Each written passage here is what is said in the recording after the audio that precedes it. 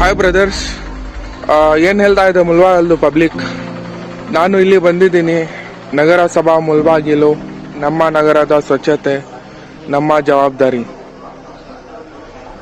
ನಿಮ್ಗೆಲ್ಲರಿಗೆ ಗೊತ್ತು, ಇಲ್ಲಿ ಮುಲ್ಬಾಗಲ್ ಪಾರ್ಕ್ ಇದೆ, ಆ ಬಸ್ ಸ್ಟ್ಯಾಂಡ್ ಹತ್ರ, government bus stop, KSRTC bus stop ಇದೆ ಅಲ್ಲ.